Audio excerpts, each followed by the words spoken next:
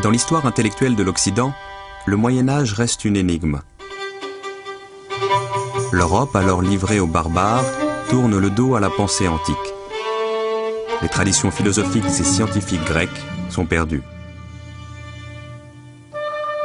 Puis, après une amnésie de 7 siècles, comme par miracle, ces traditions réapparaissent et irriguent à nouveau les grands débats intellectuels européens.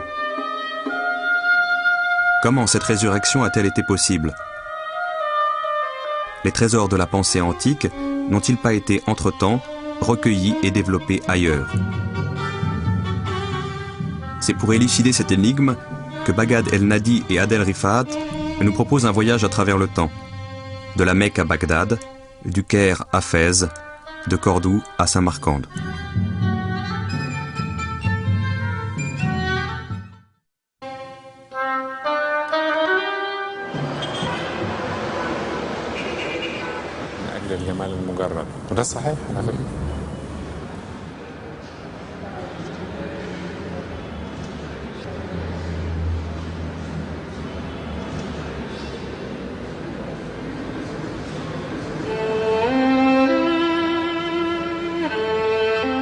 Des centres médicaux existaient dans les grandes villes de l'Empire romain.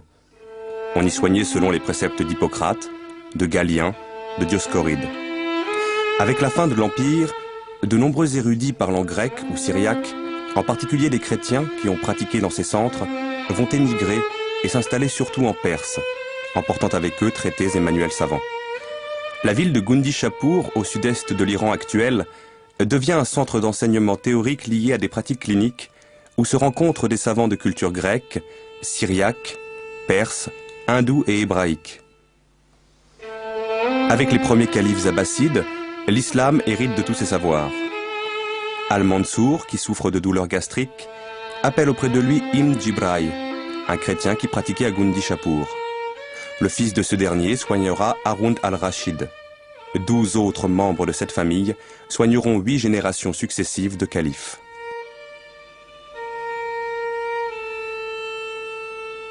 Au début du IXe siècle, Al-Ma'amoum place à la tête de Beth al-Hikma, la maison de la sagesse, un chrétien nestorien, Yohanna ibn Massawai, qui écrit un nombre considérable de livres médicaux.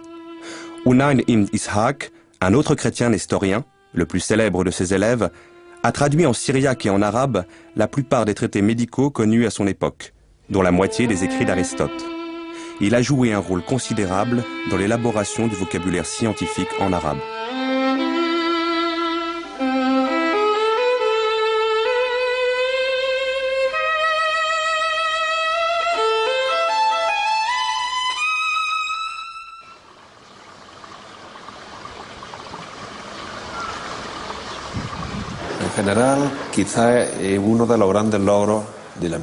Peut-être que l'une des grandes réussites de la médecine arabe, c'est d'avoir su intégrer la médecine grecque et permettre sa diffusion jusqu'à la Renaissance.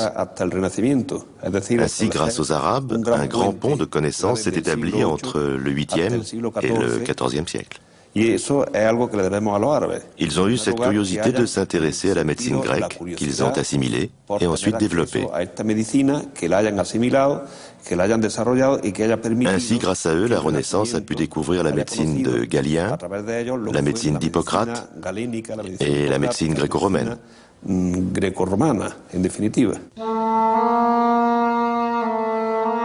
Si la médecine est l'une des branches du savoir qui sera la plus vigoureusement développée dès le IXe siècle, c'est parce qu'elle répond à une préoccupation majeure de la cité islamique.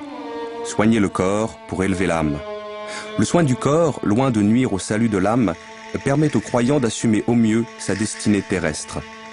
Car c'est en s'impliquant pleinement dans chacun des actes de sa vie, avec ses sens comme avec son esprit, que le croyant s'ouvre à l'infinie diversité du dessein de Dieu. Dès lors, la notion même de santé englobe le physique, le psychique et le spirituel. Elle se conçoit comme une harmonie à sauvegarder ou à retrouver entre ces 3 niveaux d'être, entre la personne, son environnement immédiat et des forces qui le dépassent, qui sont à l'œuvre à l'échelle de l'univers. L'homme musulman ou le scientifique, qu'il se consacre à l'exercice de la médecine ou à la société, doit respecter le principe qu'il faut toujours prendre soin d'un homme, malade ou en bonne santé. Et surtout veiller à ce que l'homme malade soit toujours intégré dans la société. Au Moyen-Âge, l'attention portée aux malades n'est pas la même dans le monde musulman que dans le monde chrétien. Chez les musulmans, le malade n'est pas isolé. C'est une personne que la société accepte. Non seulement le malade souffrant d'un mal bénin et passager, que l'on soigne normalement dans un cabinet médical, mais aussi celui qui souffre de maladies graves, comme la lèpre ou la folie, est quand même intégré socialement. La lèpre ou la folie n'empêche pas le malade de s'intégrer dans la société. En terre d'islam, le fou est considéré comme un illuminé. Et tant qu'il n'est pas agressif, il peut vivre en toute liberté.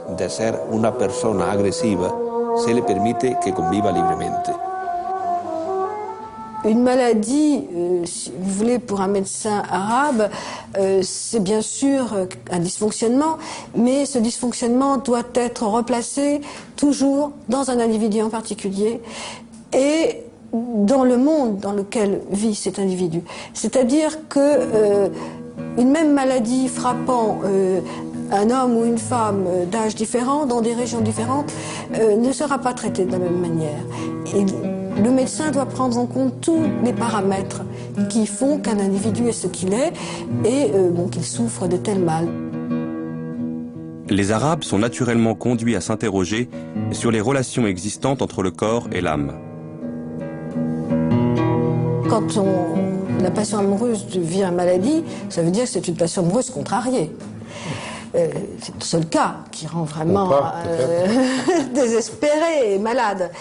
Donc il y a à la fois des symptômes physiques, un amaigrissement, le teint qui devient cireux, jaune, et puis des troubles mentaux, enfin, un désespoir, parfois même un délire, etc. C'est le lien entre l'âme et le corps et qui passe par le cœur. Les passions, les émotions sont véhiculées par ce qu'on appelle le pneuma vital qui siège dans le cœur. Et ensuite, ce pneuma vital, donc chargé un peu, dont les qualités ont été modifiées par l'intensité des émotions, va dans le cerveau, où sont logées d'importantes facultés sensitives. Et c'est ainsi que la passion amoureuse peut rendre malade.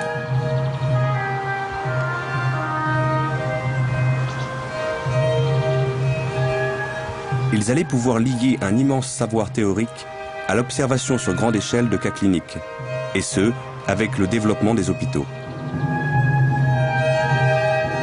L'hôpital est une des grandes réalisations de la société islamique.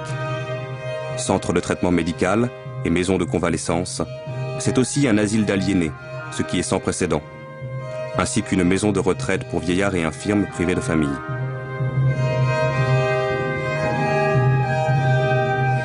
C'est enfin un centre d'enseignement théorique et pratique de la médecine.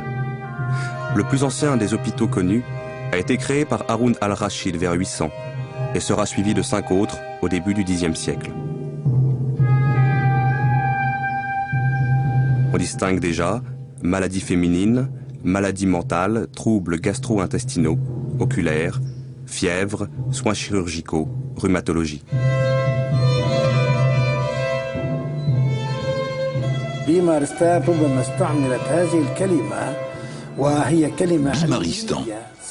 Ce mot a peut-être été utilisé. Il s'agit d'un mot scientifique ancien à une époque bien antérieure. Bimar signifie le malade. Stan signifie le lieu. Ainsi l'on dit aujourd'hui Ouzbékistan, Turkménistan, etc. Première partie de l'édifice, l'entrée. Selon les textes anciens, le malade entrait et était examiné par des médecins. S'il s'agissait d'une maladie simple, un médicament lui était administré, puis il rentrait chez lui. S'il revenait une deuxième fois, il était admis ici.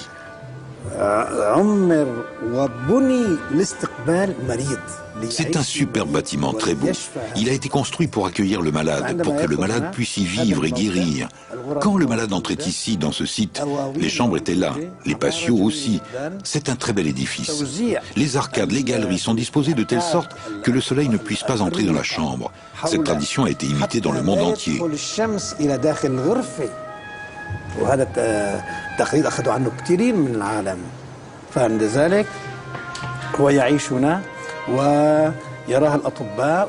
Le malade vivait donc ici, voyait les médecins, profitait du soleil, de l'air, mais il n'était pas en prison comme en Europe, où l'on mettait 5 malades dans le même lit et les lits dans une grande salle.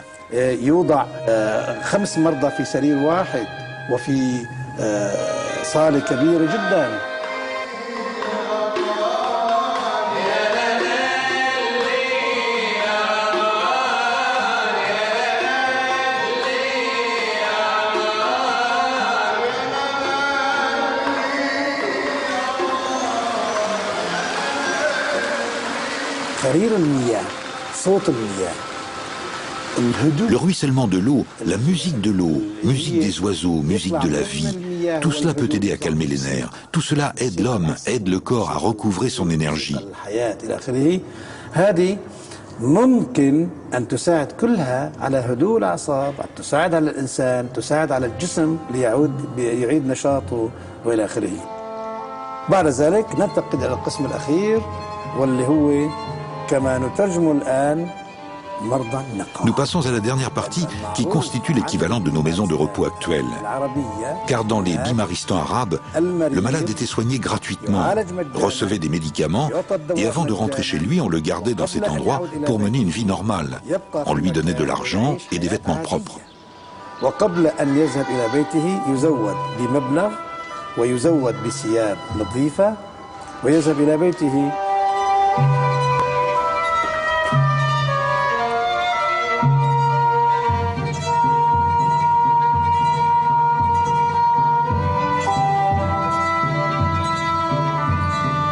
Par ailleurs, des suivis quotidiens sont fournis aux prisonniers et des dispensaires itinérants sont mis en place pour sillonner diverses provinces de l'Irak.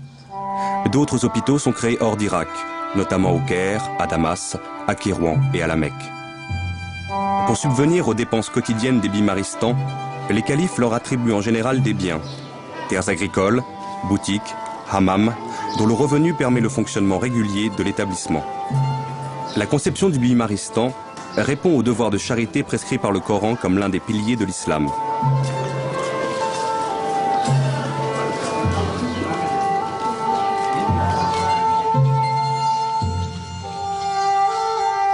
Les hôpitaux sont parmi les plus beaux titres de gloire de l'islam, s'écrit l'Andalou Ibn Jouber. L'hôpital marque en effet de manière éclatante l'avance prise par la médecine islamique sur la médecine occidentale jusqu'à la Renaissance. Le diagnostic est un moment essentiel de la pratique médicale. Bien interroger le malade, écrit Al-Razi, est l'une des choses les plus utiles dont on ait besoin, après la connaissance parfaite de l'art médical. Le traitement des malades est consigné, souvent au jour le jour, par le médecin. C'est par la somme de leurs observations que les médecins font école, leurs disciples pouvant travailler selon leurs résultats et leurs conseils, transmis dans des ouvrages dont certains resteront pendant des siècles des références essentielles. Certains des livres qui ont exercé une influence déterminante, aussi bien dans le monde islamique que plus tard en Europe, sont dus à Al-Razi, plus connu sous le nom de Razès, dont le fameux Kitab al-Hawi témoigne d'une démarche clinique exemplaire. Il y reconnaît sa dette envers ses maîtres grecs, tout en les dépassant là où l'expérience directe lui permet de le faire. Pour chaque maladie, il mentionne l'ensemble des données transmises par ses devanciers et ajoute son propre jugement, en ne se contentant jamais d'un argument d'autorité.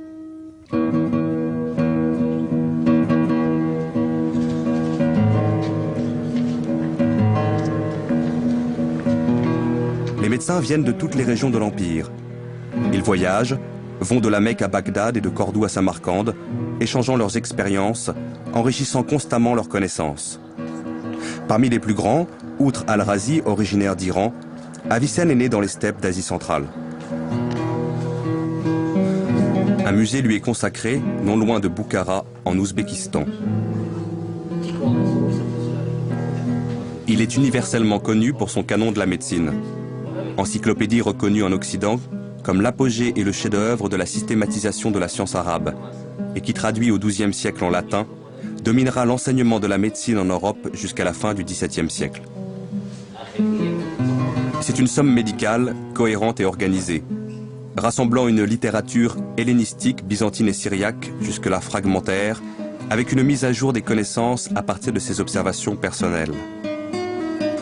Je dis que la médecine est la science qui étudie le corps humain, en tant qu'il est sain ou malade, dans le but de préserver la santé quand elle existe déjà et de la rétablir quand elle a été perdue.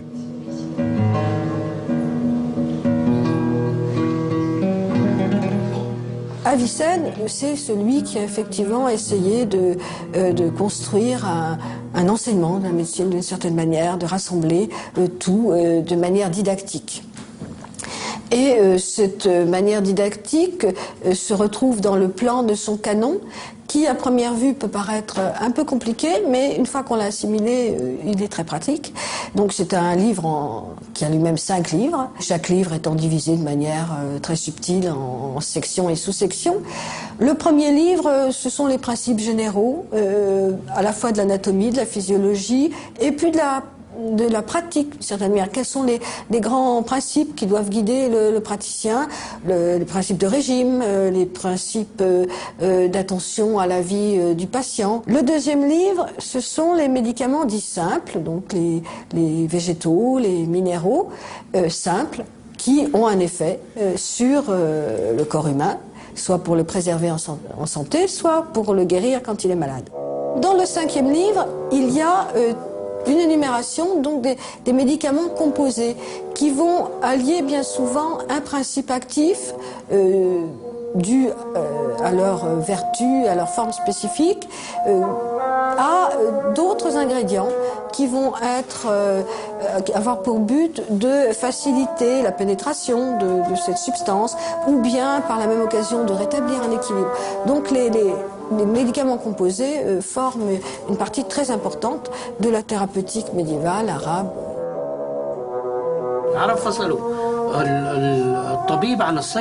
Les Arabes ont dissocié la médecine de la pharmacie. La pharmacologie devint avec eux une spécialité à part entière. Dès le XIe siècle, on trouvait des pharmaciens à Damas. En Andalousie, les choses avaient progressé encore davantage, puisqu'on y trouvait des gens qui ne pratiquaient que la pharmacologie. On cite dans un de ces Bimaristans une pharmacie dirigée par un chef pharmacien, le cheikh des pharmaciens, ce qui suppose qu'il avait des aides pharmaciens. Là, nous n'avons pas de témoins face à nous de ce grand apport de la médecine arabe, mais qu'il ne faut pas négliger, qui est très important, qui est celui dans le domaine de la pharmacopée, des plantes. Et là, il y a vraiment un apport de différentes régions. Là, c'est la situation politique du monde arabe qui l'a favorisé. Il y a non seulement l'héritage grec, grâce notamment à la matière médicale de Dioscoride, qui était transmise en arabe très tôt, mais aussi des apports venant de l'Inde, d'Iran. Enfin, et donc il y a vraiment un accroissement considérable des connaissances en matière de botanique et de pharmacopée. À Cordoue, à la même époque, Aboul Qasim al-Zahraoui fait avancer la science de la chirurgie et des instruments chirurgicaux. Aboul Qasim Zahraoui, connu en latin sous le nom d'Aboul Cassis, est l'auteur d'un ouvrage de chirurgie très célèbre, le traité d'exposition des matières. La dernière partie de l'ouvrage, ces 3 derniers chapitres, sont consacrés à la chirurgie. La chirurgie dans son sens le plus large, la chirurgie gynécologique, la chirurgie ORL, la chirurgie générale et la chirurgie dentaire. Zahraoui a inventé et développé environ 200 instruments. Je ne parle pas de machines, des instruments chirurgicaux que l'on peut trouver de nos jours dans les musées. Certains de ces instruments ont naturellement été améliorés et continuent d'être utilisés aujourd'hui. Leur structure d'origine est empruntée à ceux de Zahraoui.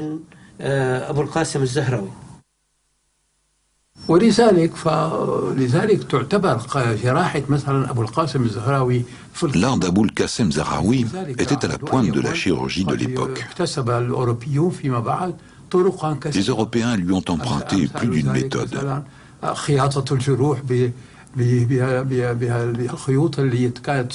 Comme par exemple la suture à base de fils fabriquée à partir de boyaux d'animaux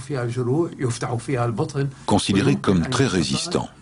Bien des techniques portant sur la chirurgie interne et externe restent valables.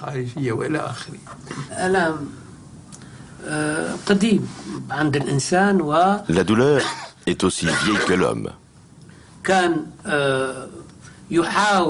Ce dernier a toujours essayé d'expérimenter les herbes. Par expérience, il a pu découvrir un certain nombre de plantes analgésiques. Mais le fait est que ce sont les Arabes qui ont découvert l'éponge soporifique, à savoir l'anesthésie pendant les opérations chirurgicales.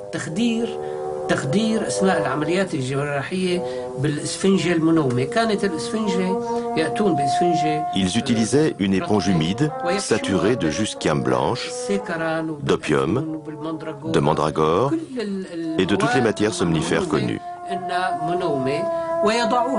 Ils la mettaient sur le nez du patient. Le patient, paraît-il, s'endormait et les opérations douloureuses pouvaient être pratiquées pendant son sommeil. Les Arabes ont également pratiqué la dissection. La dissection est la base de la chirurgie. Le chirurgien doit étudier l'anatomie avant de pratiquer la chirurgie sur l'homme. Aux Arabes revient le mérite d'avoir découvert des aspects anatomiques mal compris par les anciens. À titre d'exemple, la mâchoire inférieure.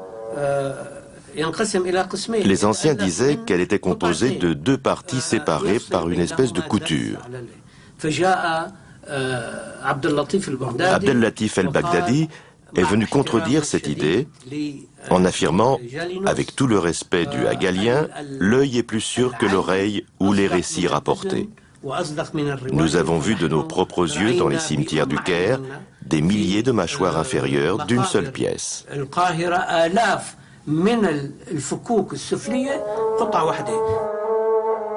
Ibn Nafis a quant à lui découvert la petite circulation sanguine.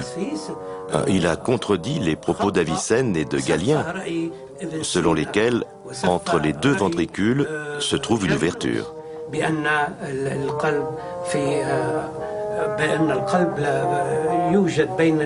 Il a affirmé que la cloison qui sépare les deux ventricules est sans ouverture aucune.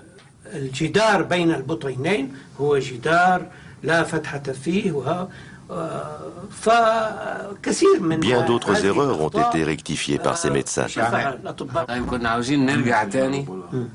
Nous voudrions revenir à la dissection. Était-elle soumise à des contraintes particulières? Et si oui, comment les Arabes les ont-ils dépassées? Bien entendu, il y avait des contraintes. Il y avait des puritains qui refusaient la dissection. Mais les médecins étaient une classe privilégiée, proche du savoir et du sultan. Alors ils passaient outre et disséquaient quand même. Comment Ibn Nafis aurait-il pu savoir que la cloison entre les deux ventricules est sans ouverture s'il n'avait pas pratiqué la dissection et constaté la chose de visu? La médecine est peut-être la discipline où l'Europe accuse le plus grand retard par rapport aux Arabes. La chirurgie mit longtemps, mais commença à s'imposer en Europe malgré les résistances d'origine religieuse au XIIIe siècle. Les croisades, où de nombreux blessés furent soignés par des Arabes au moyen d'interventions chirurgicales, y furent peut-être pour quelque chose.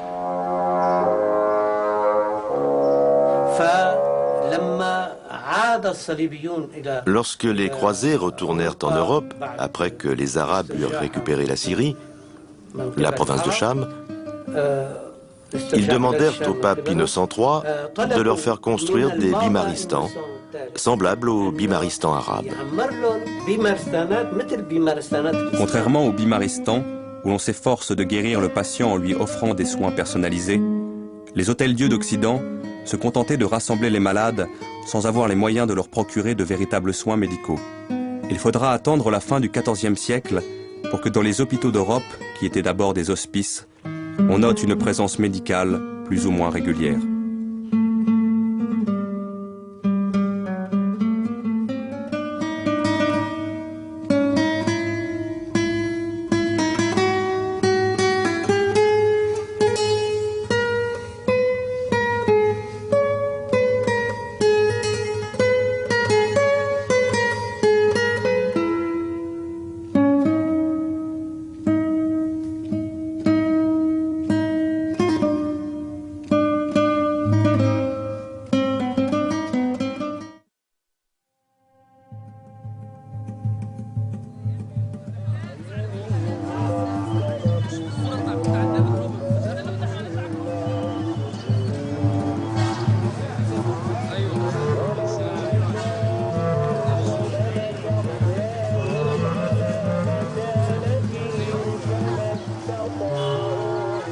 En passant du paganisme au monothéisme, puis de l'univers tribal à l'administration d'un immense empire, les Arabes ont vécu en l'espace de quelques brèves décennies un formidable bouleversement dans leurs repères.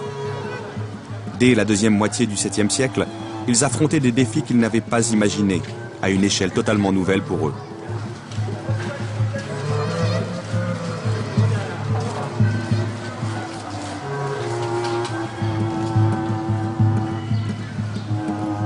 L'islam leur imposait des obligations raisonnées, fondées sur des principes de responsabilité personnelle et de solidarité volontaire. Il les plaçait devant des dilemmes jusque-là inconnus, à trancher avec leur conscience sous le regard d'un Dieu unique et omniprésent.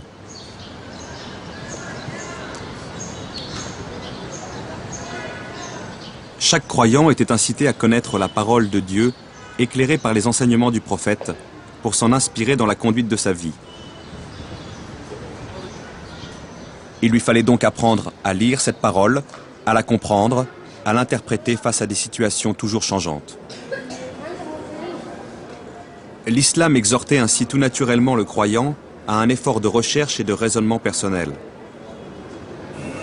Assalamu alaikum wa rahmatullahi wa barakatuh. Ismi Muhammad Zakaria Zain al-Abidin, talib Indonesia. Ana عايد في مصر 5 سنين ودلوقتي على الحمد لله في سنة أولى أصول الفقه واخترت الأزهر بالدراسة يعني كما قال رسول الله صلى الله عليه وسلم اطلبوا العلم ولو بالسين يعني. Dès le lendemain de la mort du prophète, en 632, les musulmans ressentent le besoin urgent de collecter et de coucher par écrit ses paroles, d'après les témoignages directs et indirects de tous ses compagnons.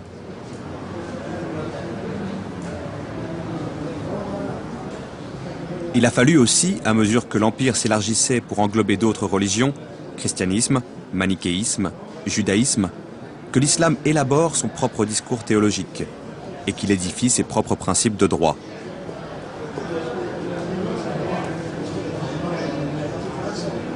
Cette immense entreprise qui posait les fondements mêmes de la cité musulmane ne s'est pas faite dans des cadres dictés par l'autorité politique. Elle a donné lieu, au contraire, à une libre recherche, à un libre débat auquel ont participé tous les croyants qui l'ont voulu. L'État était encore tâtonnant et les chercheurs religieux tiraillaient entre des exigences contradictoires. C'est pourquoi les divergences ont souvent mené à des dissensions, à des excès, à des schismes.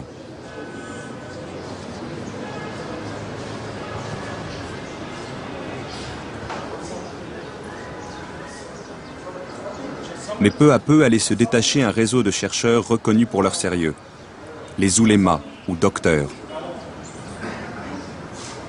Dans une société qui cherchait encore ses repères, de plus en plus de gens allaient s'en remettre aux oulémas, pour qu'il leur trace des lignes de conduite privées et publiques accordées à l'esprit de l'islam. بسم الله الرحمن الرحيم. السؤال: الزواج الشرعي الصحيح وكيف أن الإسلام أعطى للمرأة حقها ولم يضيعها، فكما أوجب للمرأة حقوق كذلك أيضا أوجب للرجل حقوقا على المرأة. المرأة في الإسلام L'uléma dans le monde islamique, et plus particulièrement dans Al-Andalus, représente une figure propre au monde arabe. D'une part, il est le gardien d'un savoir religieux. Et de l'autre, il se différencie des fonctions existantes dans l'organisation religieuse du monde chrétien. Ce n'est ni un prêtre, ni même un pasteur protestant. Ce titre n'a rien d'officiel, et il n'est donc pas nécessaire de faire des études pour l'obtenir. Afin de devenir ouléma, il suffit juste que ses semblables lui reconnaissent un certain savoir religieux.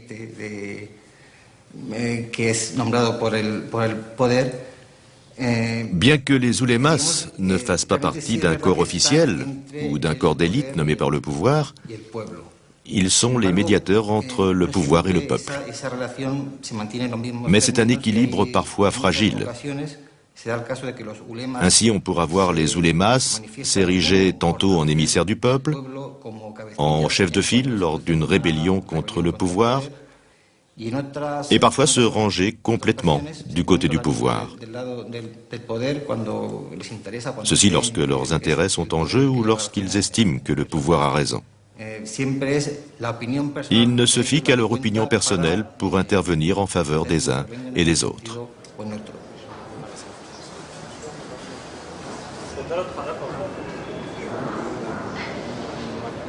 L'autonomie des oulémas explique les liens étroits qu'ils tissent avec les populations. Elle explique également la méfiance, voire l'hostilité ouverte entre certains d'entre eux et les princes qui se voient censurés au nom de la religion.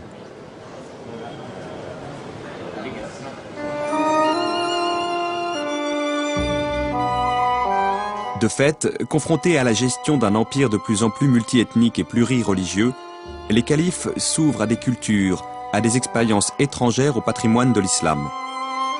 Et pour ce faire, ils s'appuient sur une élite de clercs et de lettrés non religieux qu'ils encouragent à puiser dans les savoirs perses, indiens et grecs.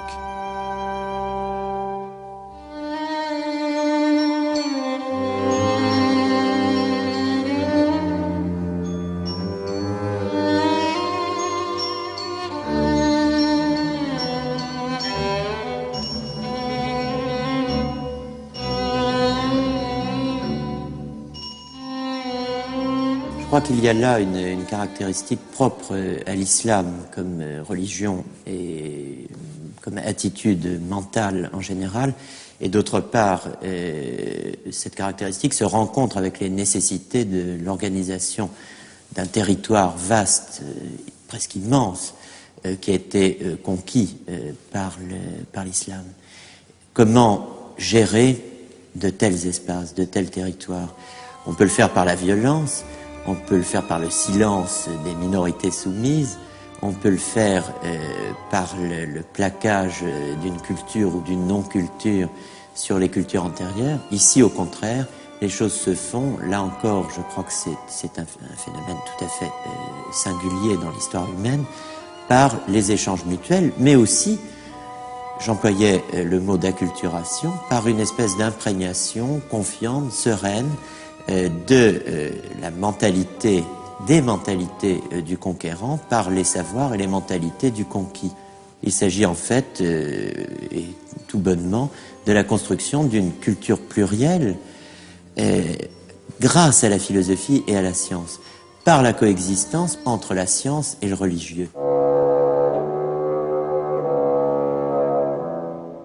Au IXe siècle, le calife Al-Ma'amoun lance à partir de la Maison de la Sagesse le formidable mouvement de traduction qui se prolongera tout au long du siècle. Il accueille non pas une sélection des ouvrages grecs, non pas la seule logique d'Aristote, mais l'héritage philosophique grec dans son ensemble. Il prend tout Aristote, sa logique, sa physique et sa métaphysique. Mais il prend aussi le Platon que l'on connaît à l'époque à travers l'école néoplatonicienne, c'est-à-dire une science, une sagesse et même un au-delà de la sagesse, un véritable mysticisme. L'événement est sans précédent dans l'histoire de l'humanité.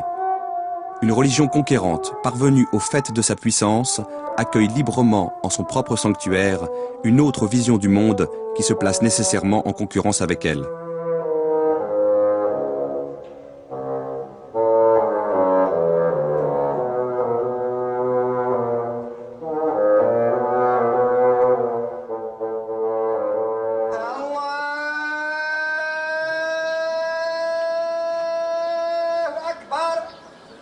L'apport le plus original de la philosophie en terre d'islam consistera dès lors à penser pour la première fois le rapport entre la parole de Dieu et l'expérience humaine, entre le savoir et la sagesse. La plupart des philosophes s'appliqueront notamment à situer l'enseignement coranique par rapport à la pensée des Grecs. Cette réflexion se développera avec les apports majeurs d'Al-Kindi, d'Al-Farabi, d'Avicenne et d'Averroès.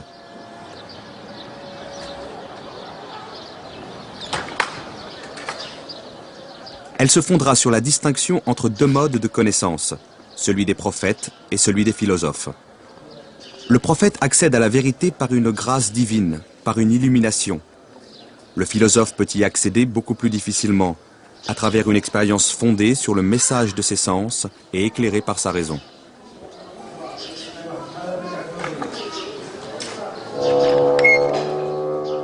Pour les oulémas, cette proposition est sacrilège. La philosophie va trop loin lorsqu'elle admet que la raison humaine donne un accès direct à la vérité. Certains d'entre eux reconnaissent que l'usage de la raison peut être utile pour mieux pénétrer la parole révélée, mais sans plus. Seule la parole de Dieu est source de vérité. Entre philosophes et oulémas, c'est une lutte d'influence qui commence au IXe siècle sous Al-Ma'amoun.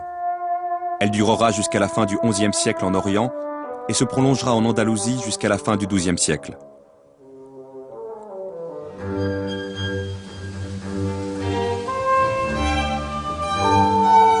Pendant ces 4 siècles, la philosophie fait des pas de géant. Au Xe siècle, Al-Farabi, originaire du Turkestan, a mis en place un tableau général des sciences. L'université médiévale européenne, qui naîtra 3 siècles plus tard, en fera la base incontournable de ses cursus scientifiques. Après Al-Farabi vient Ibn Sina, 980-1037, originaire d'Ouzbékistan. Il a vécu en Asie centrale, puis à Ispahan. Immortalisé en Europe, où il sera enseigné jusqu'au XVIIe siècle sous le nom d'Avicenne, c'est l'un des plus grands esprits de tous les temps.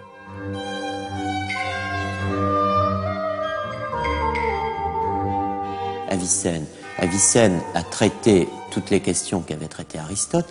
Il a réexposé la science aristotélicienne, n'a pas fait de commentaires. C'est quelqu'un qui fait ce qu'on appelle des paraphrases, c'est-à-dire qui réexpose en son nom propre, en fondant les matériaux dans sa propre écriture et en les intégrant à sa propre réflexion. C'est quelqu'un qui aborde tous les problèmes et il propose des solutions nouvelles. Il le fait dans le domaine de la métaphysique. Tout le monde connaît Sartre, on connaît l'existence précède l'essence, on connaît l'existentialisme, et bien avant l'existentialisme, il y a eu un essentialisme et une théorie qui disait que l'essence précédait l'existence, la fondait et l'expliquait entièrement. Cette doctrine a été formulée par Avicenne, elle a dominé d'ailleurs toute la philosophie, quasiment jusqu'à Sartre. Alors après tout, ça n'est pas mince. Avicenne a fondé la psychologie scientifique. Tout le monde connaît Descartes, on connaît le dualisme cartésien. Qu'est-ce que le dualisme cartésien? L'indépendance de l'âme par rapport au corps, la possibilité de fonder une connaissance personnelle de soi indépendamment de la relation à la sensation et au corps. C'est le cogito? Eh bien oui, mais il y a un cogito avicénien. Il y a même un exemple fort célèbre, c'est la fiction d'un homme qui serait privé totalement de sensations, qui n'aurait jamais rien vu, jamais rien entendu, n'aurait jamais rien touché, et qui, au fond, n'aurait jamais, d'aucune façon, été en contact avec le monde extérieur et donc avec lui-même par les sens. Eh bien, dit Avicenne, il se connaîtrait lui-même car l'âme est indépendante du corps.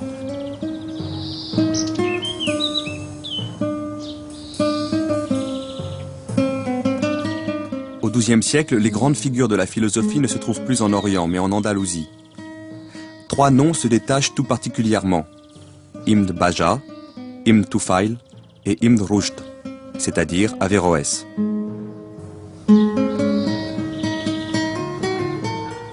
Ibn Bajjah, on le connaît par quoi? Par des chroniques qui nous disent que c'était un blasphémateur, qu'il n'avait jamais résisté dans le combat contre le mal, n'est-ce pas, et qu'il avait toujours versé avec une grande volupté dans les travers les pires. Bon. Alors, quels étaient-ils? Ces mœurs d'abord, mais aussi l'astronomie, les mathématiques. Bien. Comment conçoit-il l'existence de l'intellectuel, de l'homme de science et de sagesse? Il donne la réponse dans ses écrits. Le régime du solitaire.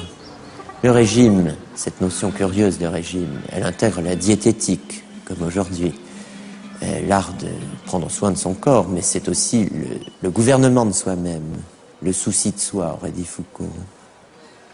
Le régime parfait, c'est le régime du solitaire, c'est-à-dire celui qui se retire de la société. Voilà le destin du philosophe. Les livres, la solitude. Ibn Tufail a vécu à Grenade, à Tanger et à Marrakech au XIIe siècle. Toute son œuvre a été perdue à l'exception d'un ouvrage, Ay Ibn Yaksan, traduit plus tard en Europe sous le titre « Le philosophe autodidacte ». Cet ouvrage met en scène un homme seul sur une île déserte. Cet homme va progressivement découvrir par lui-même toutes les grandes vérités et finalement voir la lumière de Dieu. Un prophète venu d'une île voisine lui confirmera que les vérités révélées par la religion sont celles-là mêmes qu'il a pu atteindre de lui-même.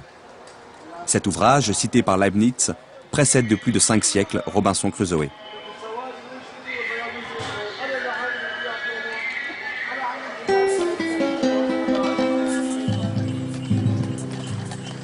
Averroès est né à Cordoue en 1126. Il meurt en exil au Maroc en 1198. Il apparaît, un siècle après Avicenne, comme un autre géant de la pensée universelle. À la fois philosophe et juriste musulman, il a exercé les fonctions de grand cadi, grand juge, aux côtés du sultan Ya'aqoub al-Mansour, dont il fut un proche confident et à la demande duquel il rédigea ses fameux commentaires d'Aristote. Averroès, bien sûr, il est connu comme le commentateur d'Aristote. Il a rendu Aristote intelligible, ce qui n'était pas une mince affaire, mais c'est aussi quelqu'un qui a posé des questions très précises, comme celle du rapport entre religion et philosophie, religion et sagesse dans un espace entièrement dominé par la charia. La solution d'Avicenne, c'est de rendre la philosophie aussi religieuse que possible, de disputer à la religion son territoire et finalement de l'absorber. Averroès refuse cela, parce qu'Averroès vit dans un autre monde, il vit dans le monde almohade, de Al-Andalus au XIIe siècle, il vit dans le cadre d'une réforme politique, religieuse, juridique, non seulement impulsée, comme on dit aujourd'hui, mais même vigoureusement imposée à la société musulmane, aux théologiens et aux juristes par le pouvoir almohade.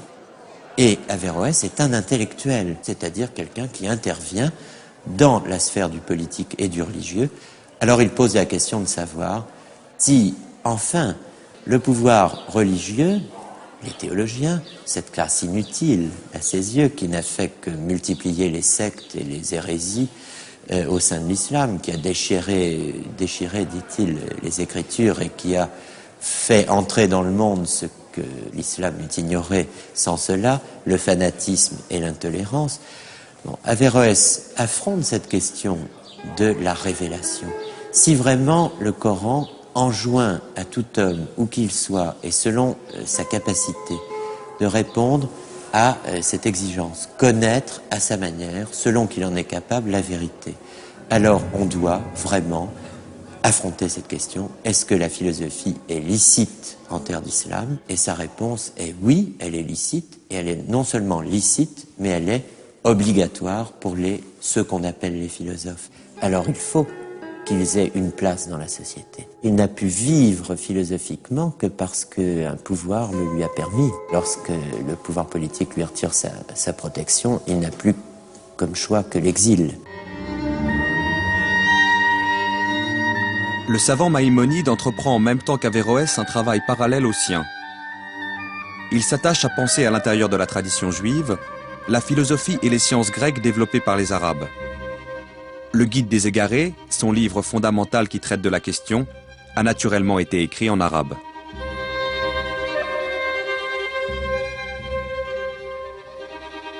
Maïmonide est, dans le monde juif en tout cas, une des figures les plus célèbres, les plus connues, une figure à la fois rabbinique et scientifique et philosophique.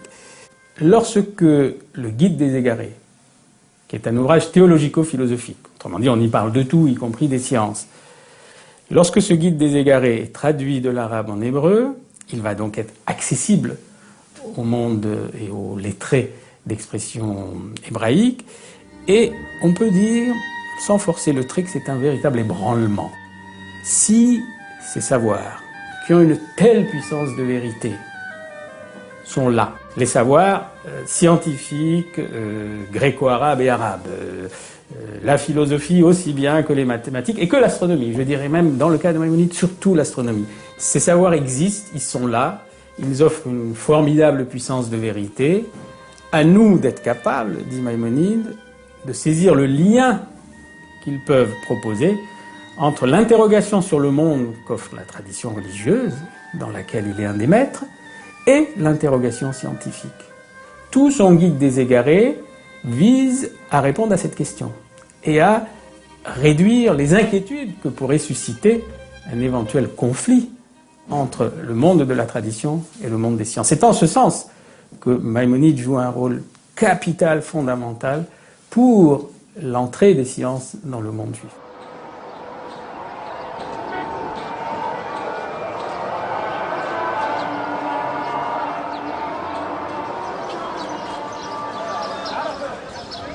D'Al-Kindi à Averroès, au cours des 4 siècles de production philosophique en terre d'islam, s'est ainsi peu à peu affirmée une figure inédite, celle de l'intellectuel. Qu'est-ce qu'un intellectuel? C'est quelqu'un qui a à affronter la question suivante: est-ce que science et sagesse sont incompatibles? À l'époque d'Ibn Bajjah, à celle d'Ibn Tufayl, à celle d'Ibn Rushd, on peut parler d'intellectuels parce qu'on a affaire à des hommes de science qui maîtrisent véritablement la totalité du savoir scientifique disponible de leur temps. On a affaire à des hommes qui pratiquent ce savoir, qui ne sont pas seulement des érudits, et on a affaire à des gens qui, du même coup, attendent une transformation profonde de leur être individuel, de leur être moral, de leur être spirituel, par cette accumulation des connaissances, par ce travail scientifique. Alors, ils ont en commun cette volonté de non seulement concilier science aristotélicienne la plus dure et sagesse, mais de montrer que l'une conduit à l'autre. La science conduit à la sagesse.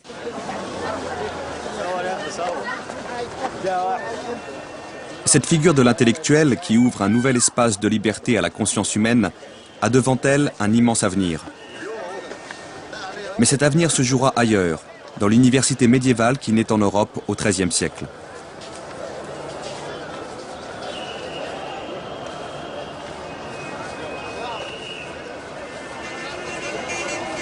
Au même moment, en terre d'islam, la confrontation historique entre les philosophes et les oulémas prend fin. La parole des philosophes s'est tue en même temps que commençait à basculer le rapport entre le monde musulman et le monde chrétien.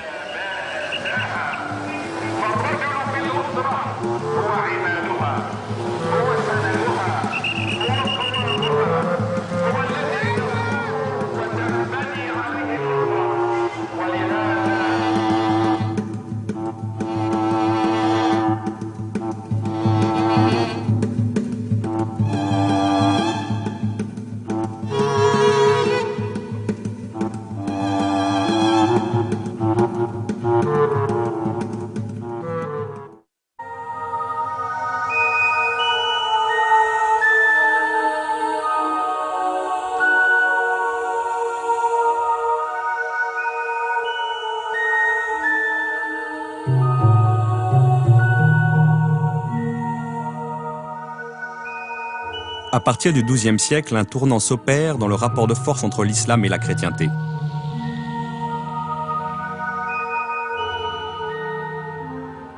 Déjà au IXe siècle, pour arracher l'Europe au chaos, Charlemagne a ébauché un empire doté d'une administration unique et relativement pacifiée.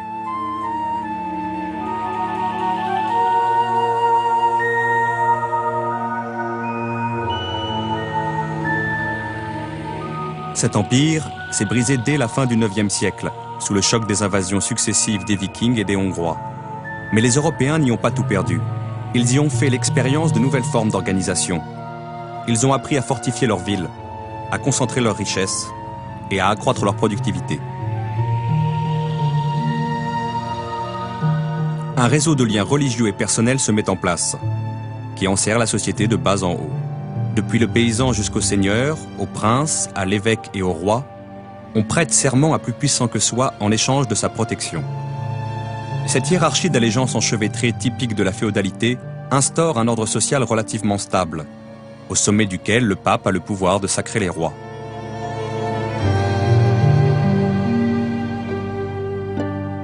Pour éviter le retour des conflits incessants du passé, les seigneurs et les évêques promulguent la paix de Dieu, destinée à mettre fin à la guerre entre chrétiens.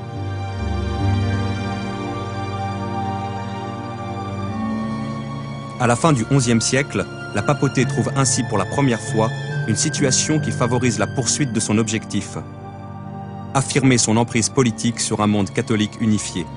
Elle va, dans cette perspective, appeler les chrétiens de toutes conditions à se mobiliser contre l'islam.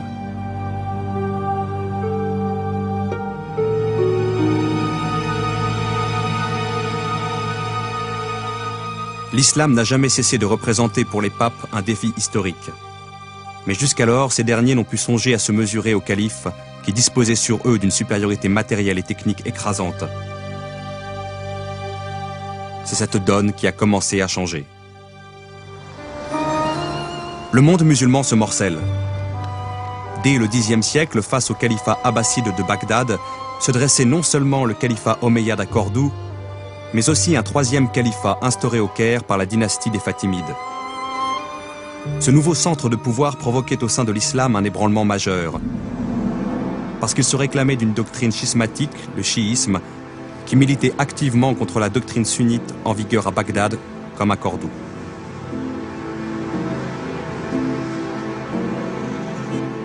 De fait, le Caire n'allait pas tarder à se rapprocher des villes européennes émergentes, telles que Gênes et Venise, créant entre l'ouest et l'est de l'islam une cassure dont la chrétienté allait grandement profiter.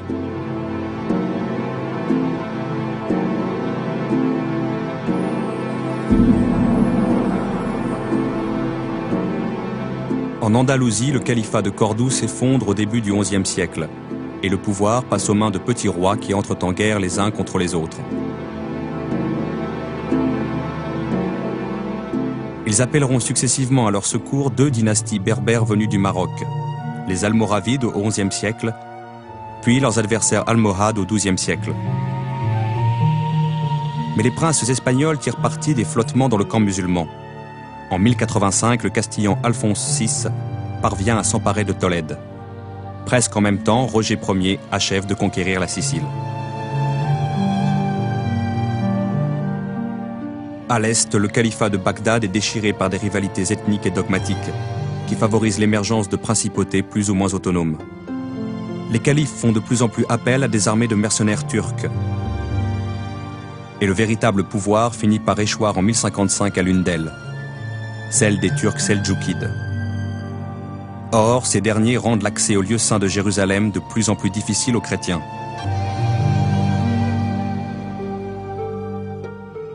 C'est le prétexte que le pape Urbain II va invoquer pour déclencher 10 ans après la prise de Tolède, la première croisade.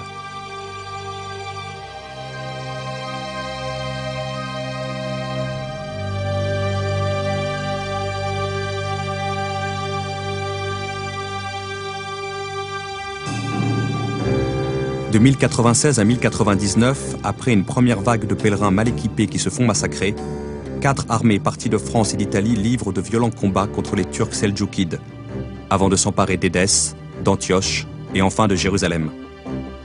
C'est la naissance des États latins d'Orient. Leur survie justifiera de nombreuses croisades à venir.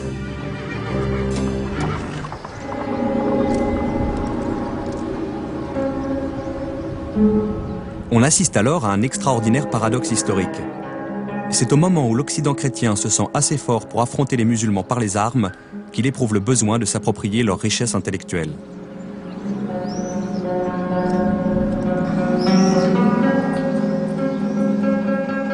Tolède jouera à cet égard un rôle décisif. Première des grandes cités andalouses à être conquise par les catholiques, elle apparaît à ces derniers comme un lieu idéal de transmission des savoirs arabes à l'Europe latine. Il y a là en effet une concentration exceptionnelle de chrétiens et de juifs parlant arabe. Il y a aussi de riches bibliothèques contenant des textes de tous ordres qui n'attendent que l'occasion d'être traduits.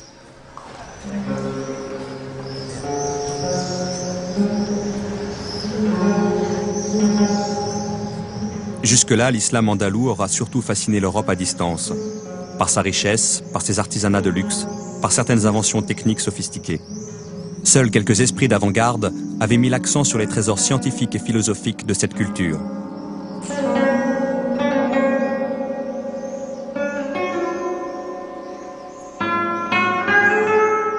Au Xe siècle, Gerbert d'Aurillac, le futur pape Sylvestre II, a traduit de l'arabe certains textes mathématiques. Au XIe siècle, Constantin l'Africain a traduit à son tour des ouvrages de médecine. Au début du XIIe siècle, Pedro Alfonso, médecin du roi d'Angleterre Henri Ier, fait comprendre à la cour l'intérêt de traduire les textes scientifiques des Arabes. Des savants anglais, aussi bien qu'italiens et espagnols, vont alors rejoindre à Tolède les savants déjà sur place.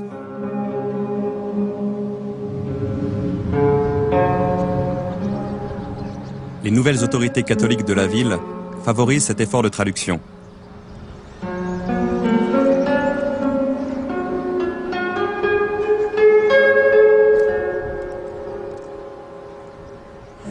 Au XIIe siècle, le terme même de traduction signifie passage de l'arabe au latin.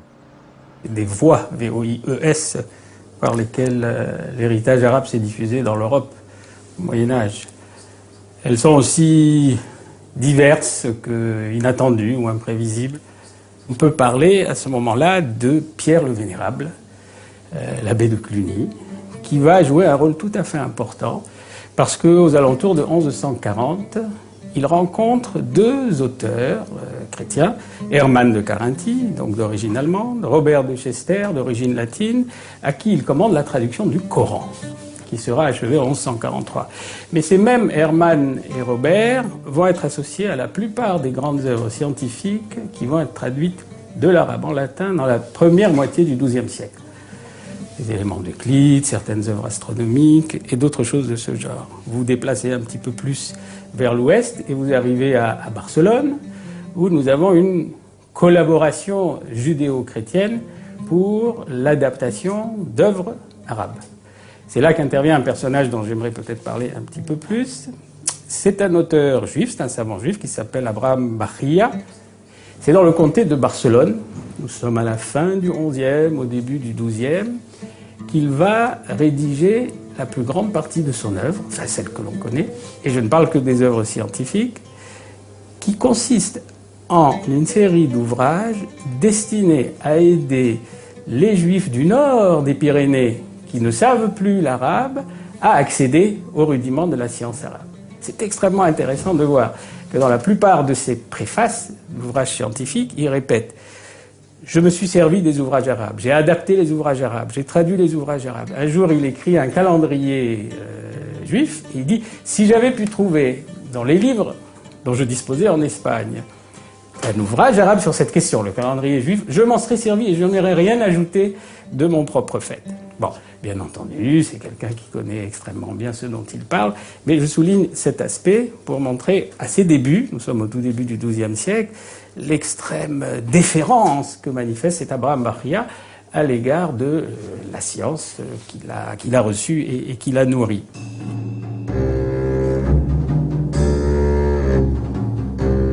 En 1146, en Palestine, après la chute du comté d'Édesse, le pape Eugène III déclenche une nouvelle croisade. Y participent cette fois le roi de France Louis VII et l'empereur germanique Conrad III. Mais le bruit et la fureur des combats qui se déroulent en Terre Sainte ne ralentissent en rien les travaux de traduction engagés en Andalousie. Au contraire, pour aller de l'avant, l'Europe s'approprie le savoir qu'elle a découvert chez les Arabes. Le plus grand, le plus connu en tout cas des traducteurs latins du XIIe siècle, Gérard de Crémone, comme son nom l'indique, il vient de Crémone en Italie, apprend qu'à Tolède, là-bas, chez les morts, il y a des choses qui lui permettraient de comprendre l'astronomie. Il se rend à Tolède, il apprend l'arabe, il y passe des dizaines d'années, et on lui attribue, vers le dernier quart du XIIe siècle, 60 à 70 traductions de l'arabe en latin. Or, on ne prête qu'au riche, il n'a probablement pas traduit tout, et certains de ses élèves, à l'ombre de ce géant, ont perdu leur nom. Mais il a traduit. Il a traduit Ptolémée, il a traduit Euclide, il a traduit la médecine, il a traduit la philosophie. Il n'est pas le seul, mais je donne cet exemple. Et c'est le moment peut-être le plus important au XIIe siècle de la pénétration des sciences arabes dans le monde latin à travers ses ouvrages.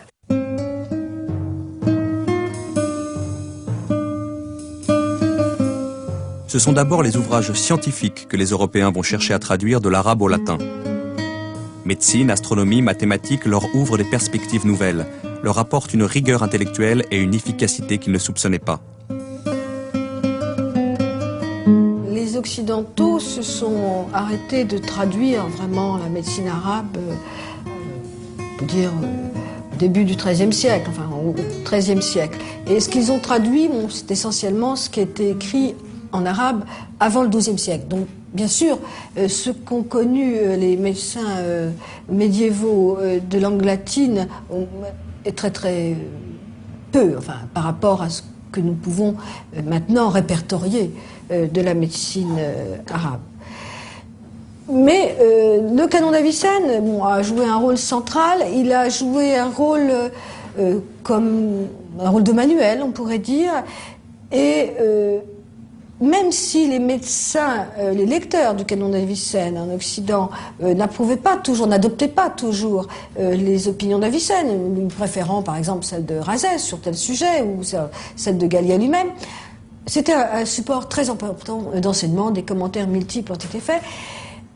La traduction du canon d'Avicenne a été faite dans la seconde moitié du XIIe siècle à Tolède qui avait été reprise par les chrétiens un siècle avant, par un grand traducteur médiéval, Gérard de Crémone, qui a traduit un peu dans toutes les disciplines, astronomie, mathématiques, philosophie naturelle et médecine, et donc ce canon d'Avicenne. Gérard de Crémone avait un souci d'extrême fidélité à l'égard du texte arabe. Il respectait les textes arabes, vraiment même la structure de la phrase arabe, par un souci d'exactitude. Je crois que c'était essentiellement un souci d'exactitude qui l'a poussé à être si fidèle. Alors évidemment, ça donne des traductions latines fort obscures. Et aussi avec la traduction de mots simplement transcrits de l'arabe dans des caractères latins. Donc le vocabulaire médical latin s'est enrichi d'une quantité considérable de mots arabes. Certains sont vraiment passés dans la langue latine, d'autres ils sont restés comme des corps étrangers. Les Européens découvrent progressivement que la clé de voûte de tous les savoirs légués par les Arabes, c'est la philosophie. Avicenne et Averroès s'avèrent incontournables. C'est dans leurs œuvres que l'on peut saisir les ressorts les plus secrets de cette rationalité toute puissante qui a fait la force des Arabes. Il faut cependant souligner ce fait troublant. Lorsqu'ils se lancent dans la traduction des deux géants de la philosophie, les Européens ont cessé tout effort de traduction portant sur la théologie musulmane. Vers 1140, l'abbé de Cluny, Pierre le Vénérable, il a fait traduire le Coran et 2 ou 3 petits ouvrages peu connus de l'arabe en latin. On aurait pu, sur cette lancée, traduire également des théologiens musulmans. Il y avait suffisamment de documents dans l'Espagne musulmane qui était progressivement reconquise, il y en avait à Tolède, pour qu'on puisse traduire Al-Razali, par exemple. Eh bien non, on s'est contenté des philosophes, et il y a eu, semble-t-il, une occultation voulue, je dirais, j'aurais tendance à dire une censure, à l'égard des livres proprement théologiques de l'islam. On a traduit des philosophes arabo-islamiques, des philosophes qui avaient écrit en arabe, mais on n'a pas traduit de théologiens musulmans qui aient écrit en arabe. Le principal philosophe qui a été traduit dans cette seconde moitié du XIIe siècle, donc, ça a été Avicenne. On a traduit quelques petits textes d'Al-Farabi, d'Al-Kindi, mais enfin, ça ne pèse pas lourd à côté de la grande entreprise qui a consisté à traduire l'encyclopédie le Kitab al-Shifa, l'encyclopédie, la plus grande encyclopédie philosophique d'Avicenne. Mais on a commencé par les traités essentiels, on a traduit de la logique, on a traduit la métaphysique, on a traduit le livre sur l'âme, les livres sur l'âme, on a traduit donc des textes extrêmement importants.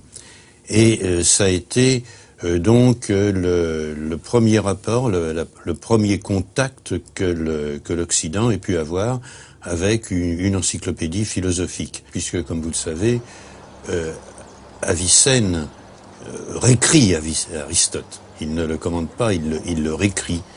Donc c'est bien un contact avec une philosophie proprement islamique que l'on a eu là. Et alors, Averroès a été traduit quelques dizaines d'années plus tard, notamment notamment, plusieurs endroits, mais notamment à la cour de Frédéric II, en Sicile donc. Ce qu'on a traduit d'Averroès, ça a été les commentaires d'Aristote, et notamment les grands commentaires. De cette façon-là, la plus grande partie de l'œuvre d'Aristote est entrée en Occident, accompagnée de façon différente par deux philosophes arabes ou d'expression arabe, qui étaient d'abord Avicenne, commentateur libre, et ensuite Averroès, commentateur minutieux.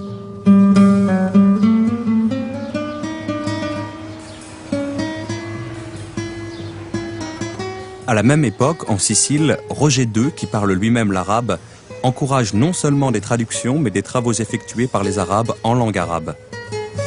La plus célèbre de ces entreprises est celle commandée au savant Al-Idrissi, ni plus ni moins qu'une nouvelle carte du monde connu.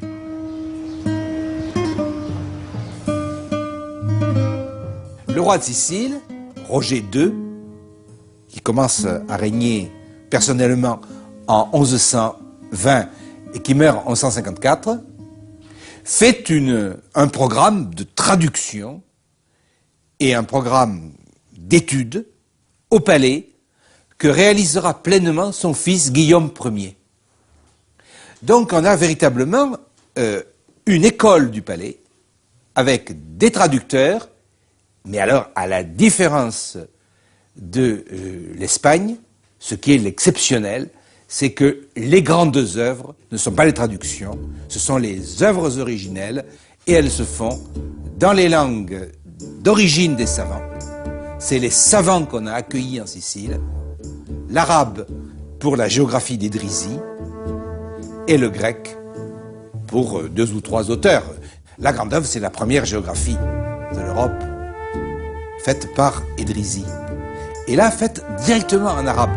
Nous ne sommes pas seulement dans un programme de traduction, hein, même si le roi de Sicile a la plus grande passion au XIIe siècle pour traduire, transmettre le savoir dans le monde entier. Hein. Il a un devoir de culture. Alors, avec Idrisi, c'est la dernière grande œuvre écrite en arabe, en Sicile, avec quelques livres de poésie. Mais ensuite, commencent dans les traductions. La voie, donc, par où passent ces traductions, eh bien, il est incontestable que, en Sicile, c'est déjà au XIIe siècle, au moment où prend le programme de traduction, où il est constitué, comme ce sera à la cour de Tolède, avec Alphonse X, le sage, au XIIIe siècle. C'est la voie royale. Les traductions se font dans le palais. Il existe une école palatiale sur le modèle de Cordoue, qui elle-même, Cordoue, imitait Bagdad.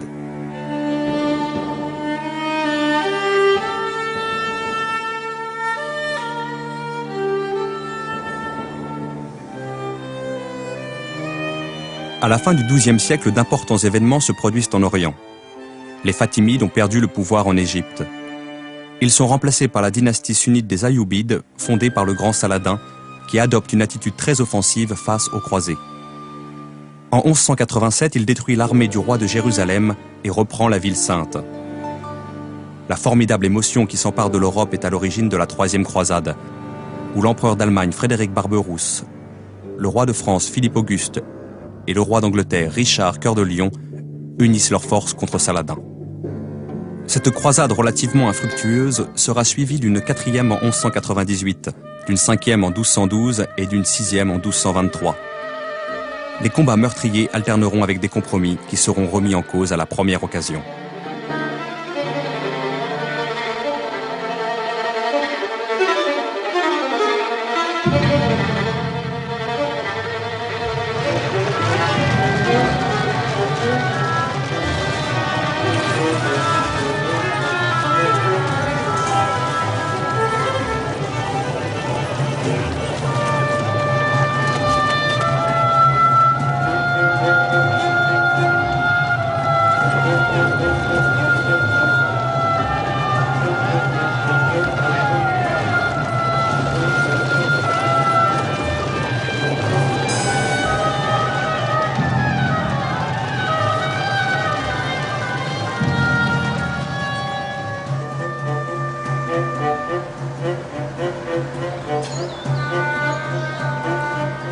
Cependant, en Espagne, après l'effacement des Almohades, les princes catholiques sont prêts à une grande offensive contre l'islam.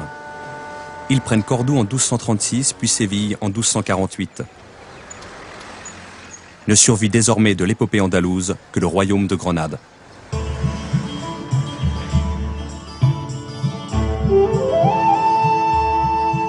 Alphonse X, roi de Castille et du Léon, saisit l'occasion historique qui se présente à lui. Les territoires qu'il vient de conquérir sont encore profondément arabisés. Il décide de faire entreprendre une vaste appropriation du patrimoine légué à l'Espagne par la culture arabe, et ce non plus en latin mais en langue castillane.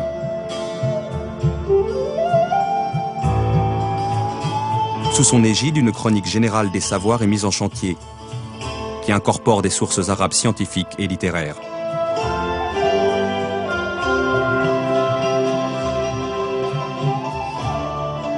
Ce XIIIe siècle est celui où l'Europe, dans sa quête de savoir, se dote de ses premières universités.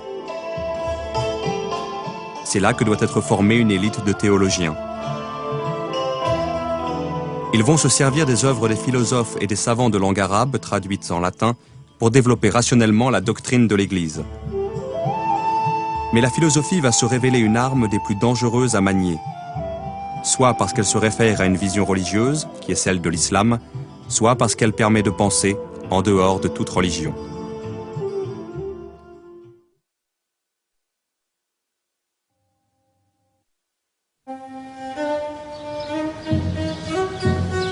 Étrange destin que celui de la philosophie arabe. Au moment où elle commence à irriguer une nouvelle pensée au sein des universités européennes, elle cesse d'être pratiquée en terre d'islam. À la fin du XIe siècle, on crée les madrasas, ou collèges religieux, pour y enseigner le Coran, le droit islamique et l'exégèse, mais pas la philosophie.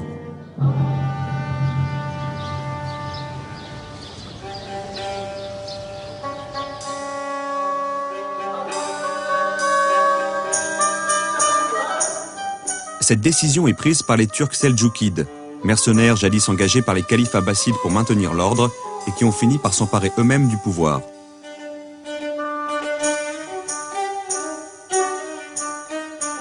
Leur premier souci est de consolider ce pouvoir, notamment en formant un personnel spécialisé versé dans les sciences religieuses pour exercer les fonctions administratives, juridiques et celles liées au culte au sein de l'appareil d'État.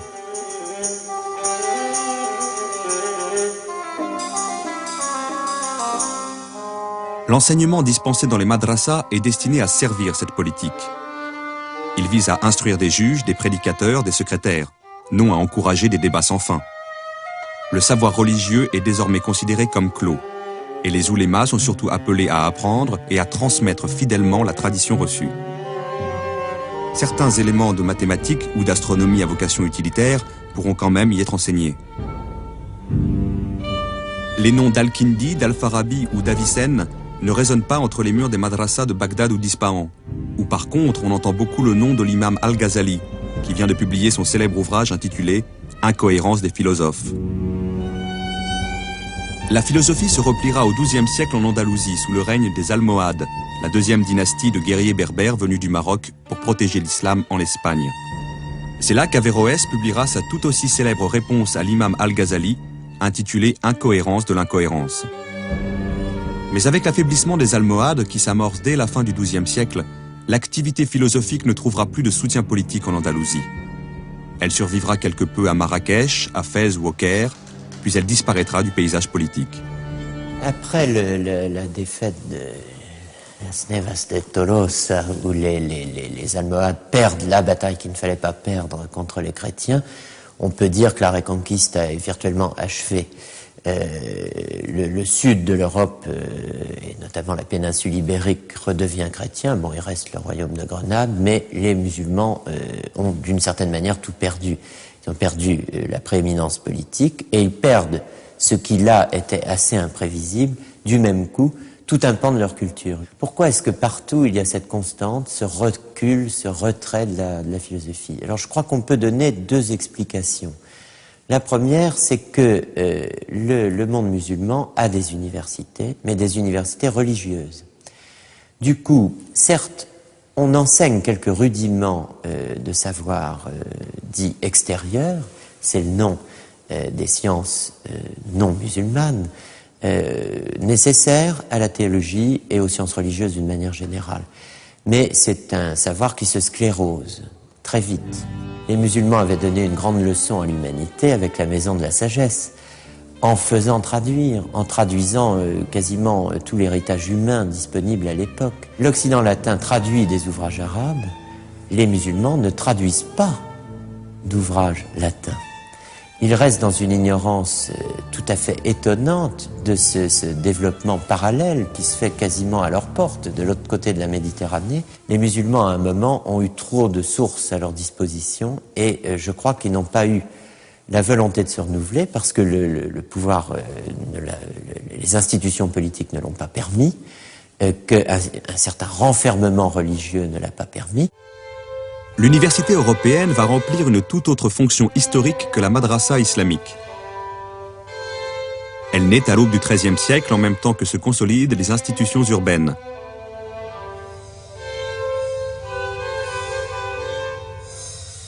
C'est une communauté qui se régit elle-même comme une corporation de métiers, où le recteur, le doyen, le chancelier sont élus et les maîtres choisis par leur pairs.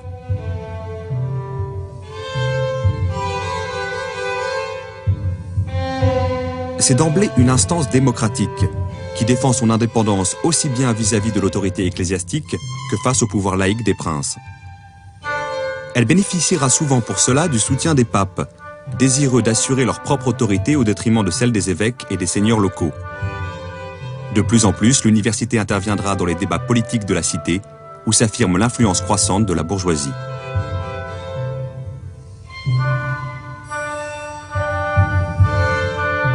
Pour préparer l'étudiant à une formation théologique de haut niveau, l'université commence par lui enseigner les 7 arts libéraux de la tradition gréco-romaine: grammaire, logique, rhétorique, arithmétique, géométrie, astronomie et musique.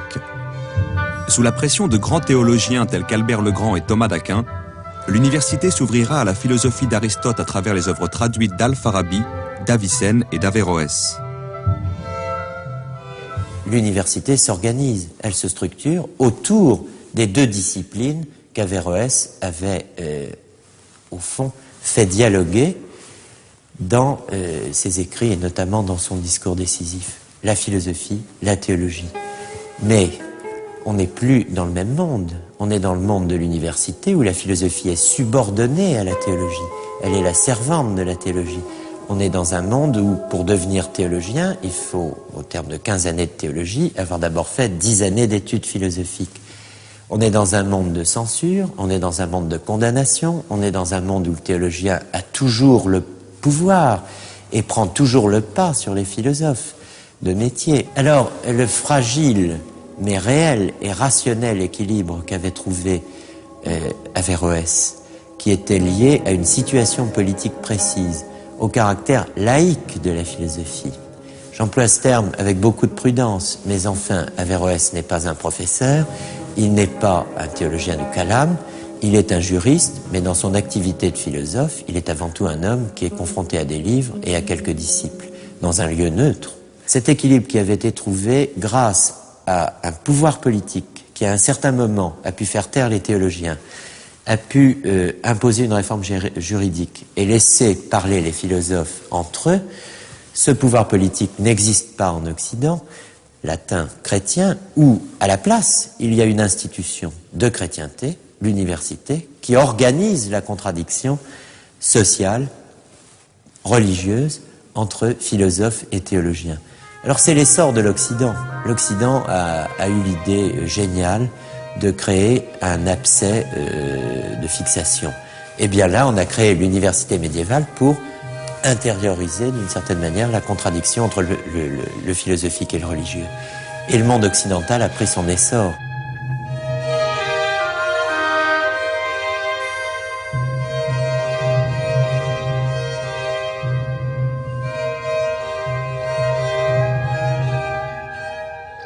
Mais l'université aura de plus en plus de mal à contenir les contradictions qu'elle déchaîne. Rien n'est plus révélateur du caractère subversif de la philosophie arabe en terre chrétienne que les condamnations qui vont s'abattre sur saint Thomas d'Aquin lui-même. Pourtant, il s'efforce d'en tirer de quoi construire une théologie chrétienne qui mette la raison au service de la foi. Mais le maniement de l'arme philosophique risque à tout moment de se retourner contre la doctrine de l'Église.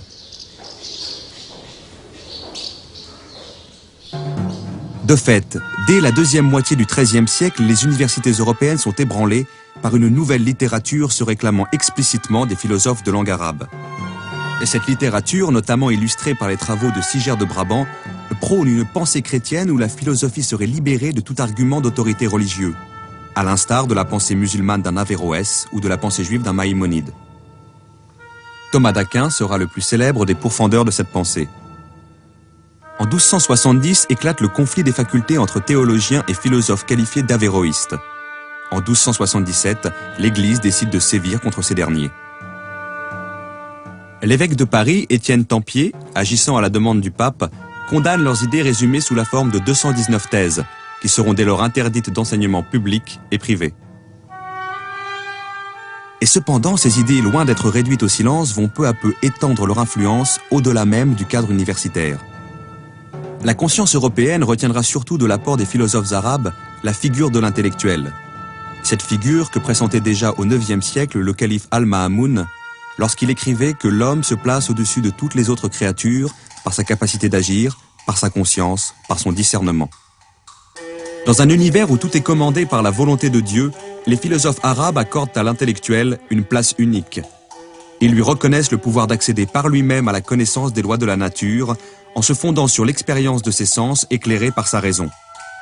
Dans cet esprit, les philosophes arabes ont développé une notion de causalité qui est directement accessible à la raison et l'expérimentation humaine. Seul à posséder ce don, l'homme paraît ainsi distingué par Dieu de toutes ses autres créatures et revêtu d'une dignité, d'une noblesse éminente.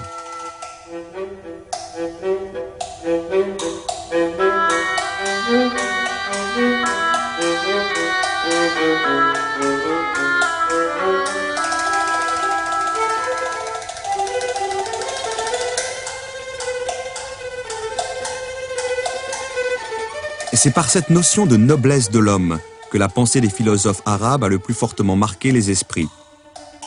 D'Albert le Grand et Dante à Pic de la Mirandole, elle éclaire les parcours qui conduiront peu à peu jusqu'à l'humanisme de la Renaissance.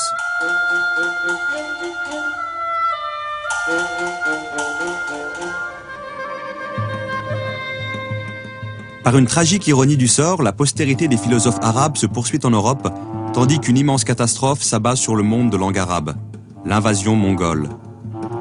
Au milieu du XIIIe siècle, la Perse puis l'Irak tombent aux mains de Houlagou, fils de Gengis Khan. Bagdad est prise, mise à sac et détruite en 1258. Alep et Damas suivent. Seule l'Égypte tiendra sous le choc. La langue arabe, qui aura été pendant 4 siècles des rivages du Portugal à ceux de la Chine, la grande langue des savoirs, de la culture et du prestige, se réduit aux dimensions d'une langue régionale. Elle n'est presque plus parlée en Europe, et à l'est de l'Euphrate, elle est remplacée par le persan et le turc.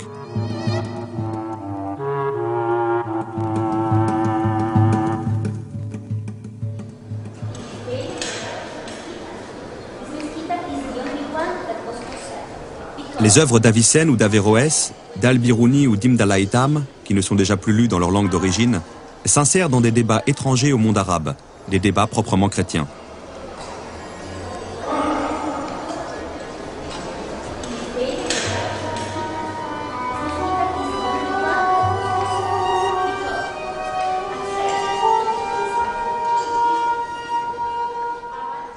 Dans les grandes villes européennes, les lettrés qui s'imprègnent de ces œuvres s'appuient sur des forces sociales montantes. Les bourgeois et les artisans, dont le rôle ne cesse de croître, s'organisent pour contester les pouvoirs des seigneurs et des évêques.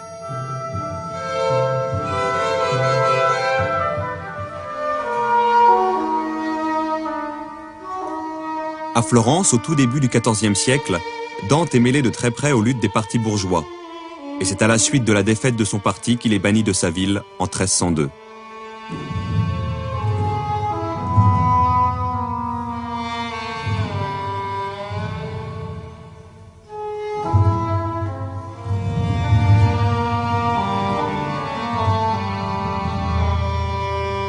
C'est en exil qu'il composera sa Divine Comédie, épopée cosmique qui est aussi un hymne à l'amour, où le savoir philosophique conduit finalement à la vérité de Dieu. On y retrouve, à 5 siècles de distance, la même foi qu'un Al-Ma'amoun, dans la capacité de l'homme à atteindre et le savoir et la sagesse. Dans le panthéon de Dante, les philosophes arabes occupent une place éminente. Ils font intégralement partie de la grande famille philosophique réunie autour d'Aristote.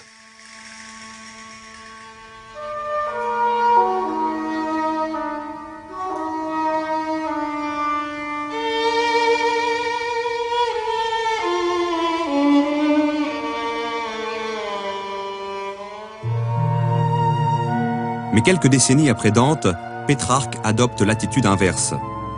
Il voudrait, lui, oublier au plus vite le rôle des Arabes dans l'histoire de la pensée universelle.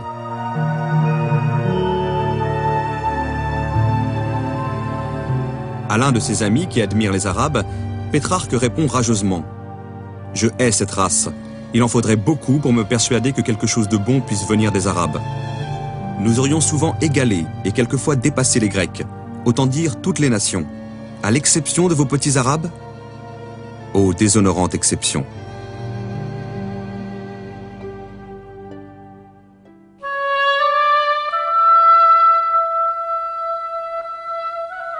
Si l'on se souvient de la gratitude avec laquelle les philosophes musulmans à partir du IXe siècle se sont mis à l'école des Grecs, on est frappé par une telle arrogance, une telle hargne.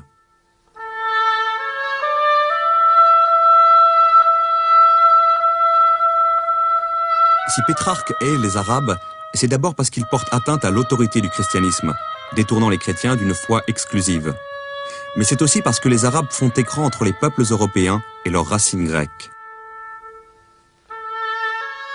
Pétrarque veut extirper de l'histoire européenne toute présence arabe, pour permettre à l'Italie de retrouver non seulement le Christ, mais la Grèce antique.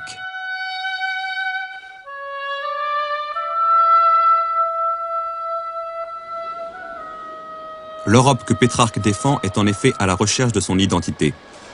D'une identité commune, enracinée dans le christianisme, mais aussi d'identité nationale distincte, portée par des langues telles que l'italien, le français, le castillan, l'allemand. Cette Europe s'affirme par le rejet des religions musulmanes et juives, ainsi que par l'exclusion de la culture arabe.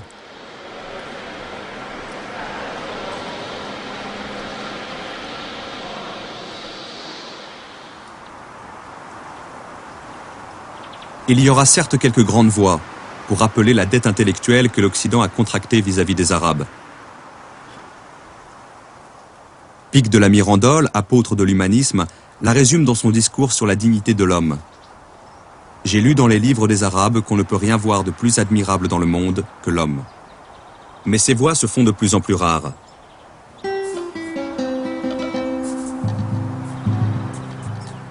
Nous sommes alors en 1486.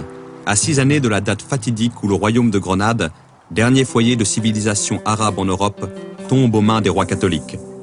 Alors l'Europe peut tout à la fois oublier la langue arabe et expulser les derniers Arabes de son territoire.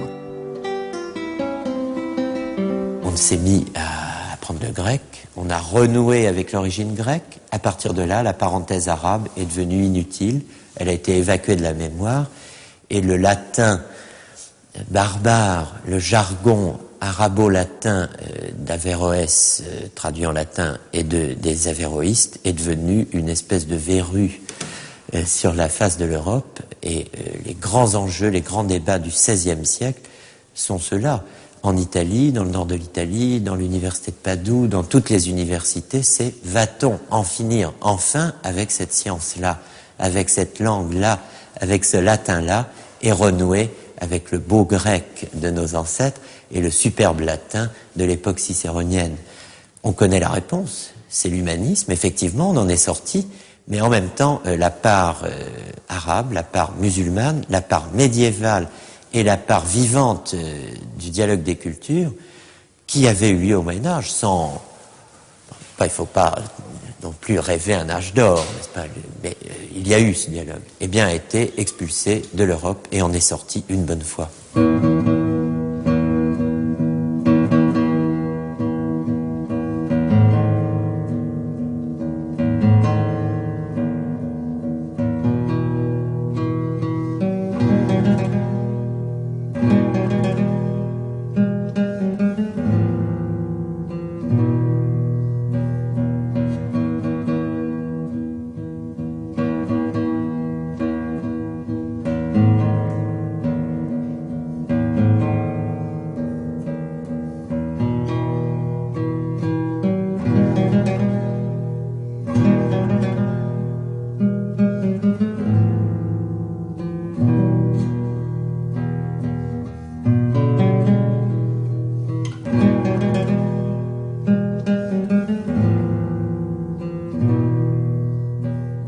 Une romancière égyptienne imagine la vie quotidienne des Arabes dans Grenade après sa chute.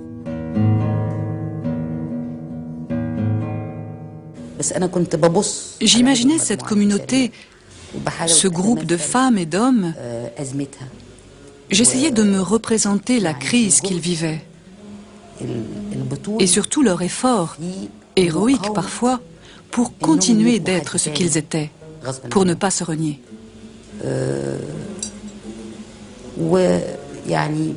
Je me suis retrouvée en train d'écrire sur Abou Jafar, El-Warraq, le libraire, et de m'attarder sur l'autodafé qui a eu lieu à Bab el-Ramel, la porte des sables. Je me suis retrouvée également en train d'écrire sur un personnage féminin, Salima. Elle brûlait du désir d'apprendre, ce qu'elle aurait pu faire si elle avait vécu en d'autres temps ou d'autres lieux, à Damas ou au Caire par exemple. Oui, elle aurait pu apprendre, bien qu'elle fût une femme. Mais à Grenade, après la chute, ce n'était plus pensable. Le simple fait de posséder un livre arabe vous exposait à être traduit devant les tribunaux de l'Inquisition. Parler en arabe vous faisait courir le même risque. C'était une époque ingrate, cruelle, qui mettait Salima dans l'impossibilité de réaliser son projet, de devenir elle-même. En 1499, Cisneros donne l'alternative suivante: le baptême ou la mort. Et c'est un choix libre. Personne ne peut contester le fait que selon le droit canon, ce choix est parfaitement libre. On peut toujours choisir la mort. Il est bien évident que la majorité des futurs ex-musulmans choisiront le baptême. Mais comme on ne leur donne absolument aucun enseignement religieux, ils restent musulmans objectivement. Mais à partir du baptême, ils deviennent des hérétiques. Et par conséquent, ils tombent juridiquement dans l'ère de pouvoir de l'Inquisition. Et là commence une longue histoire qui se terminera le 22 septembre 1609, quand finalement le décret de la déportation massive de tous les morisques, c'est-à-dire des musulmans convertis à la chrétienté, seront déportés d'Espagne. 1492, date de la chute de Grenade, est aussi celle du débarquement de Christophe Colomb en Amérique. L'Europe est partie à la conquête du monde. Rien ne l'arrêtera plus.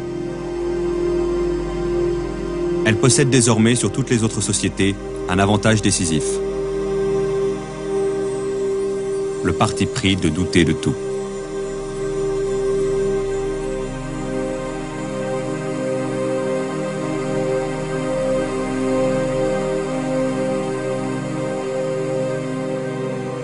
La préparation, le tournage et le montage de cette série ont duré 2 ans. 2 ans. 2 ans que nous avons vécu dans l'intimité quotidienne d'Al-Ma'moun, d'Al-Khwarizmi, d'Avicenne, d'Averroès. Pouvions-nous sortir indemnes d'une telle traversée? Pouvions-nous congédier ces fantômes sans un pincement de cœur? Du règne d'Al-Ma'moun au début du 9e siècle jusqu'au règne de Yaqub el-Mansour à la fin du 12e, la liberté de penser aura connu dans le monde arabe un moment clé de son aventure universelle. Pourquoi cette aventure s'est-elle arrêtée un jour chez les Arabes? Pourquoi s'est-elle prolongée chez les Européens? À une question aussi globale, l'historien n'a pas de réponse simple. L'événement naît de la conjonction de facteurs multiples dont le dénouement n'était pas écrit d'avance. Après coup, on peut mettre en avant l'un de ces facteurs, mais sachant qu'à lui seul, il n'explique rien. Dans le monde parlant arabe, la liberté philosophique a été voulue, financée, protégée par les princes. Elle répondait à un besoin, au besoin qu'ils avaient de comprendre le monde, pour bien gouverner un empire qui englobait de multiples ethnies, qui embrassait des cultures raffinées. Lorsque les divisions dynastiques et les revers militaires aidant, les princes ont cessé de nourrir cette ambition, les philosophes n'ont plus trouvé de soutien dans la société. En Europe, par contre, lorsque la liberté de penser a été confrontée à la formidable pression des inquisiteurs, elle a su s'affranchir de la tutelle des évêques et des seigneurs. Elle a quitté les palais de la noblesse parce qu'elle a trouvé dans la rue des forces sociales nouvelles qui allaient la soutenir et la porter en avant.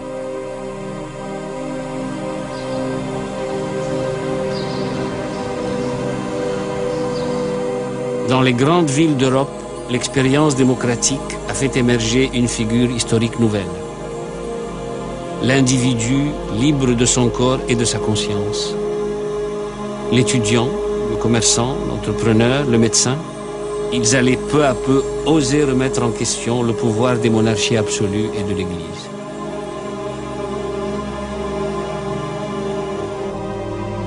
La liberté a gagné son pari en Europe lorsqu'elle a incarné l'espérance de cet individu qui n'avait rien à perdre et un monde à gagner.